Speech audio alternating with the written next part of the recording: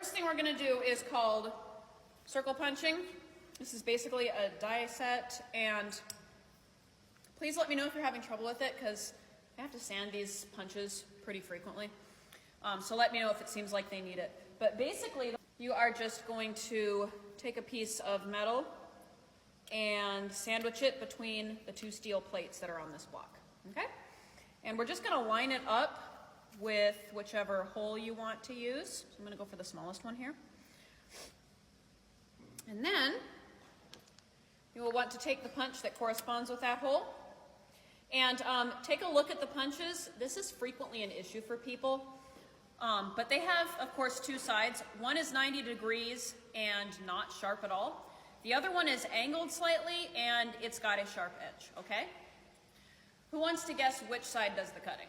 The sharp edge. And the reason it's angled is because the way it cuts is the thickest side starts the cut, and then as you punch it, it continues all the way around that diameter, or excuse me, that circumference, okay? Works much better than just trying to force the whole thing through at once. So it's always the angled side down, okay? So to get started with punching this, you'll want to take a little bit of stick lubricant. This is called Burr Life. We've got another fresh tube of it over there. This one's almost out. You want to just get a little bit of that on your punch here, because that is just going to facilitate it punching through your metal. So we're going to stick it in there. It should fit snugly.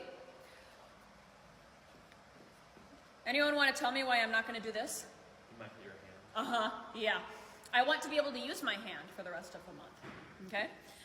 You do want to use a heavy mallet when you punch this through. That is what this brass mallet is really good for. It's a looks like it's 2.5 pounds. So it'll pack a good dead blow punch, right? You don't want it ricocheting, right? If it's ricocheting, it's too light. So don't use any of the lighter hammers here for it. You want to use a dead blow mallet like this one, or if you want, you can also use this black rubber one. It's rubber. All right, so when you go to hammer, you don't want to come from up here, okay? That doesn't give you much power. You want to choke back up, kind of back here between the bottom and this area where it flares out a bit. You want to kind of be between those two spaces.